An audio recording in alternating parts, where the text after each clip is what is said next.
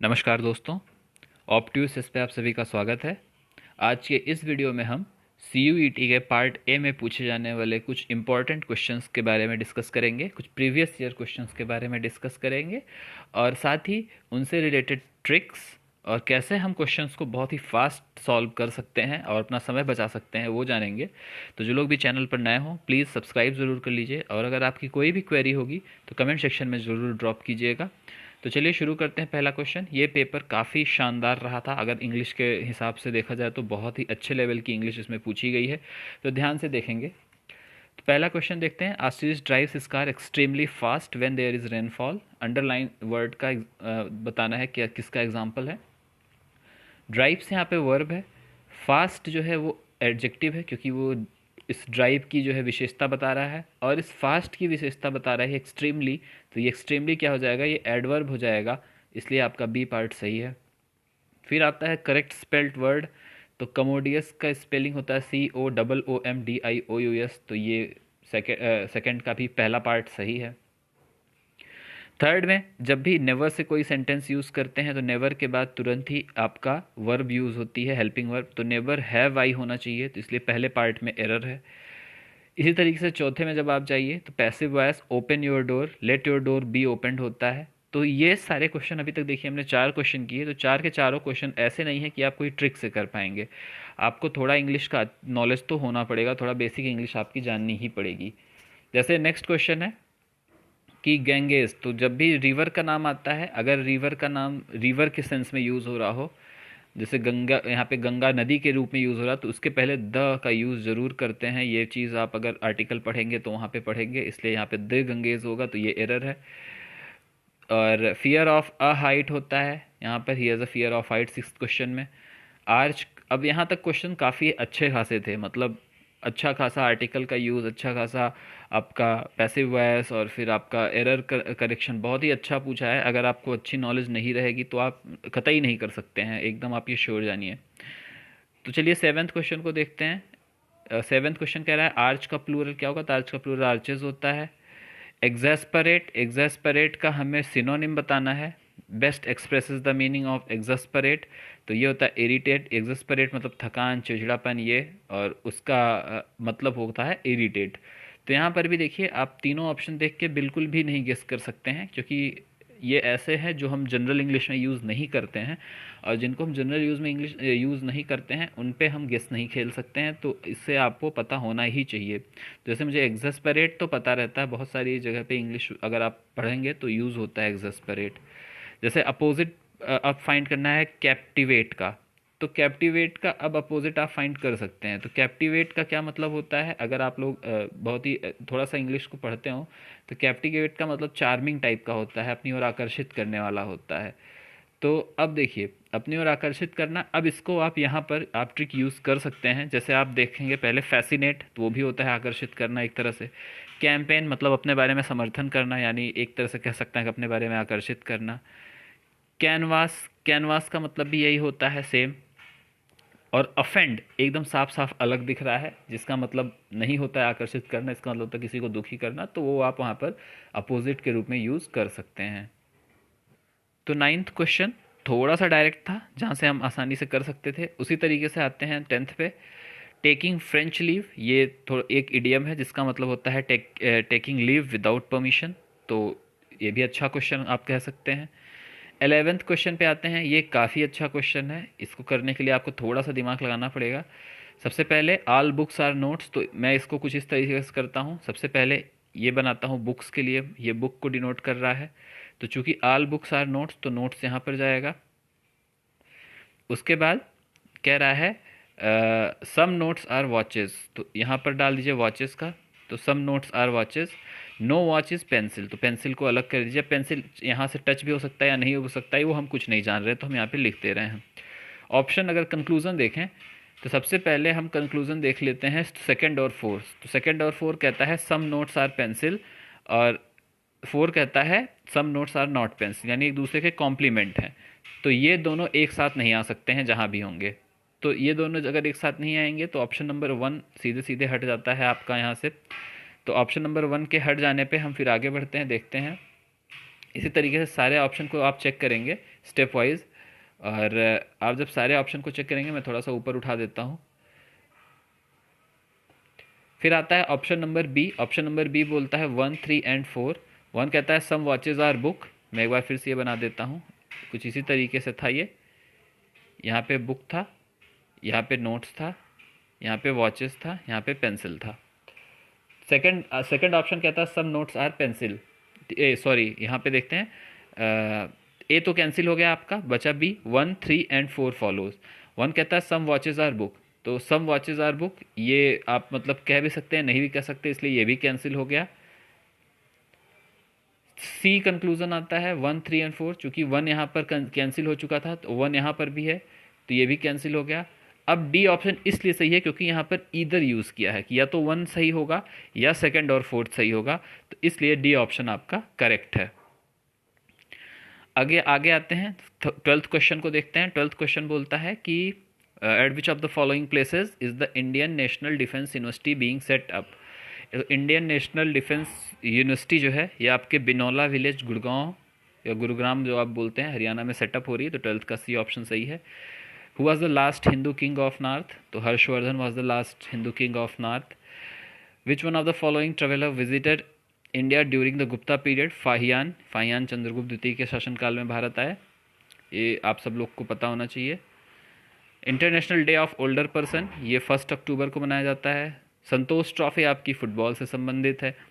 HTTP hyper text transfer protocol होता है C. Language of the preamble of the Indian constitution has been borrowed from US। तो देखिए GS काफ़ी आसान आई हुई है, इंग्लिश अच्छी खासी पूछी गई थी। एक ही आपका पूछा गया था रीजनिंग, जो कि काफ़ी अच्छी पूछी गई थी रीजनिंग भी। तो आगे बढ़ते हैं इसी क्रम में। करंट अफेयर यहाँ पर आते हैं। 19th question, which of the following term is used in banking और फाइनेंस, तो मोरल सुजन्स वर्ड यूज़ होता है, इसका मतलब होता है सेंट्रल बैंक। सेंट्रल बैंक के लिए ये वर्ड कभी कभी यूज़ किया जाता है। नवाबगंज बर्ड सेंचुरी रायबरेली में जब आप जाइए रास्ते में पड़ती है ये, लखनऊ के रास्ते जाइए जब, लखनऊ के पास थोड़ी सी पड़ती है ये, कानपुर लखनऊ रोड पे है Nawabganj bird sanctuary. Unnao district में एग्जैक्टली पड़ती है ये, अगर आप जानना चाहें तो उन्नाव डिस्ट्रिक्ट में पड़ती है। रायबरेली में गलत बोल रहा था, वो मुझे कुछ दूसरा याद आ गया, लेकिन ये उन्नाव में पड़ती है नवाबगंज बर्ड सेंचुरी, और लखनऊ कानपुर हाईवे पे आपको मिलेगी। चंद्रशेखर आज़ाद के नाम पर इसे रखा गया है। अब 21 क्वेश्चन पे आते हैं। देखिए ऐसे क्वेश्चन में देखते ही या तो आपको सारे क्यूब याद हो तो आप बहुत तेज़ी से कर सकते हैं, या आप एक ट्रिक यूज़ कर सकते हैं। वो ट्रिक होती है जैसे 1 का क्यूब करेंगे तो लास्ट डिजिट 1 आएगी, 7 का क्यूब करेंगे तो 7 लास्ट डिजिट आएगी 3, और ये 13 का क्यूब जब आप करेंगे तो 13 का स्क्वायर करेंगे तो आप केवल लास्ट डिजिट पकड़िए, लास्ट डिजिट आएगी 7। तो यानी जब आप सम करेंगे तो लास्ट डिजिट पे 1 आना चाहिए, और 1 केवल ऑप्शन नंबर बी में है, तो ऑप्शन नंबर बी ही करेक्ट होगा। इस तरीके से आप निकाल सकते हैं, या फिर अगर आपको इस क्यूब याद हो तो वहाँ से आप आसानी से सम कर सकते हैं। उस तरीके से 22 क्वेश्चन देखते हैं कि if sum of money doubles itself in 6 year it becomes 5 time in how many year. तो अगर डबल कर रहा है कोई सम ऑफ मनी तो ये हम जाएंगे देखेंगे, सिंपल इंटरेस्ट का क्वेश्चन है ये। डबल कर रहा है तो इस पर इंटरेस्ट भी आपके प्रिंसिपल अमाउंट के बराबर लग रहा होगा, तो PRT टाइम को हम 6 रख लेते हैं, ये R है, डिवाइडेड बाई 100। ये फार्मूला यूज़ कर रहे हैं जो सिंपल इंटरेस्ट का फार्मूला होता है, आप सभी को पता होगा। PRT/100 का फार्मूला होता है principal into rate into time by 100, simple interest. और ये एक पहली इक्वेशन बनी। मैं इसको सॉल्व नहीं करूँगा, मैं यहीं से आसानी से निकालने की कोशिश करूँगा कि इट बिकम्स 5 टाइम। अगर कोई भी प्रिंसिपल अपना 5 टाइम हो जाता है तो इसका मतलब उस पर जो इंटरेस्ट है वो 4P हो गया है, तभी टोटल 5 हो जाएगा। PR और टाइम को T मान लेते हैं, डिवाइडेड बाई 100 करते हैं। इन दोनों इक्वेशन को आपस में डिवाइड कर दीजिए। जैसे ही आप डिवाइड करेंगे PR 100 कैंसिल हो जाएगा, PP कैंसिल हो जाएगा, और T इक्वल टू आपको 24 ईयर आपका आंसर आएगा। तो यहाँ पर देखते हैं 24 ईयर किस ऑप्शन में दिया हुआ है, ऑप्शन नंबर बी में दिया हुआ है, तो ऑप्शन नंबर बी आपका करेक्ट है। इसी तरीके से आगे बढ़ते हैं क्वेश्चन नंबर 23 की ओर। ये क्वेश्चन के ऑप्शंस थोड़े से गलत दिए हुए हैं, लेकिन हम इसे फिर भी सॉल्व करेंगे। अगर 40 litre of milk and water है, मतलब मिल्क और वाटर दोनों मिला के 40 लीटर है, इसमें 10% वाटर है, तो वाटर कितना हो जाएगा? 40 का 10% यानी 4 लीटर इसमें आपका वाटर है, और 36 लीटर इसमें आपका मिल्क है। अब कह रहा है कि how much water should be added so water में बिकम 20%, कितना वाटर और ऐड करेंगे कि वाटर 20% हो जाए। तो मान लीजिए एक्स अमाउंट और ऐड करेंगे तो ये वाटर क्या हो जाएगा, x+4 हो जाएगा, और टोटल मिक्सचर भी 40 + x बन जाएगा। तो अब इसे 20% करना है तो आप कर दीजिए x+4 divided by 40 + x into 100, this is equal to 20%। यहाँ से थोड़ा सा सॉल्व करेंगे तो आपका x की वैल्यू है कितनी आ जाएगी, 5 लीटर आ जाएगी। तो जो नया वाटर हो जाएगा, टोटल वाटर, अब टोटल मिक्सचर 45 लीटर हो जाएगा और वाटर आपका 9 लीटर हो जाएगा यहाँ पर 5+4। अब यहाँ से भी निकाल के आप क्रॉस चेक कर सकते हैं कि 9/45 करेंगे इंटू 100 करेंगे तो ये 20% आता है, तो आपका आंसर सही है। तो इसमें ऑप्शन जो है वो गलत दिए हुए हैं, यहाँ पर 5 लीटर इसका सही आंसर है, ऑप्शन जो है वो गलत है यहाँ पे। तो 5 litre is the correct answer. आगे बढ़ते हैं, अगला क्वेश्चन भी ठीक ठाक क्वेश्चन है। ये सब क्वेश्चन बहुत ही बेसिक मैथमेटिकल रीजनिंग के क्वेश्चन तो बहुत ही ज़्यादा बेसिक पूछे गए हैं। सबसे पहले देखेंगे 3 years एगो the average age of family of 5 member was 16। तो 3 year एगो अगर हम बात करें, 3 year एगो की हम बात कर रहे हैं, ठीक है, तो सम कितना हो जाएगा, सम ऑफ एज कितना हो जाएगा 5 मेंबर फैमिली का, 16 × 5, ये कितना हो जाता है, ये 80 के बराबर हो जाता है। ये यहाँ तक तो किसी को कोई नहीं दिक्कत होगी। अब 3 साल बाद एक न्यू बॉर्न बेबी भी उनके पास आ गया, तो एवरेज एज अभी भी सेम रही। तो अब क्या करेंगे, 3 साल बाद सभी की एज कितनी ऐड हो जाएगी, आफ्टर 3 ईयर सभी की एज पे 3-3 बढ़ जाएगा, ठीक है, सभी की एज 3-3 बढ़ जाएगी। तो 3-3 बढ़ जाएगी तो 5 मेंबर की एज 3-3 बढ़ेगी, तो टोटल कितनी एज हो जाएगी, 15 बढ़ जाएगी, ये 80 + 15 हो जाएगी। मान लीजिए बच्चे की एज x थी, x कर लीजिए डिवाइडेड बाई टोटल मेंबर अब कितने हो गए, पहले 5 थे, टोटल मेंबर अब 6 हो गए, is equal to average age अभी भी सेम रही तो 16, तो क्रॉस मल्टीप्लाई करिए हो गया 96, इसे ऐड करेंगे कितना हो जाएगा 95, तो x इक्वल टू आपका 1 आ गया। तो ऑप्शन नंबर ए यहाँ पर करेक्ट है। बहुत ही आसान सा क्वेश्चन था, किसी को कोई इशू हो तो कमेंट सेक्शन में आप ज़रूर लिखिएगा। आगे आते हैं, speed of A car is increase by 2 km/h, मतलब 2 किलोमीटर इन एवरी 1 आवर, मतलब हर एक घंटे में 2 किलोमीटर बढ़ जाता है।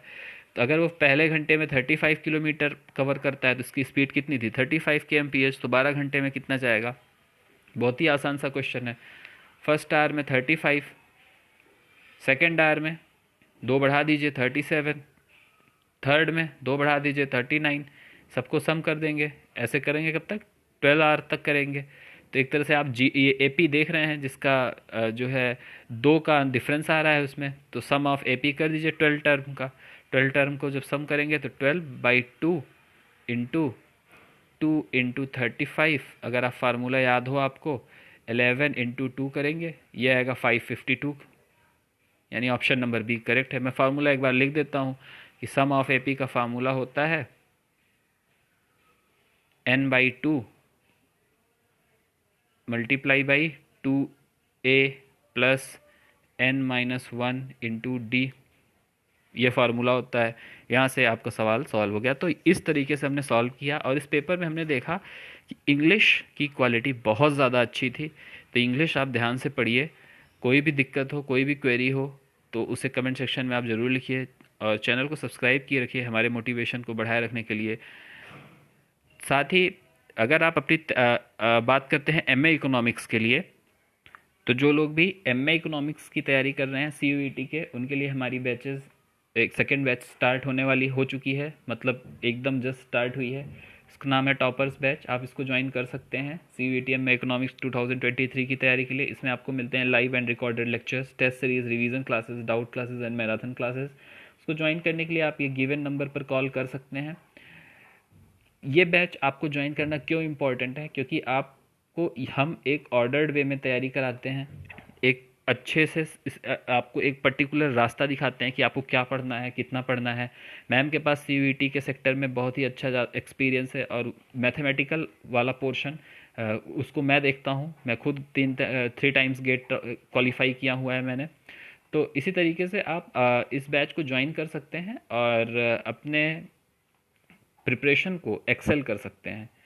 तो ज़रूर ज्वाइन करिए, बहुत ही रीज़नेबल प्राइस है 2499। समय नहीं है आपके पास, आप जल्दी से जल्दी ज्वाइन करिए, जल्दी से जल्दी अपनी तैयारियों को एक सही डायरेक्शन में स्टार्ट करिए और अच्छी से अच्छी यूनिवर्सिटी में एडमिशन लीजिए, यही हमारी उम्मीद है आपसे।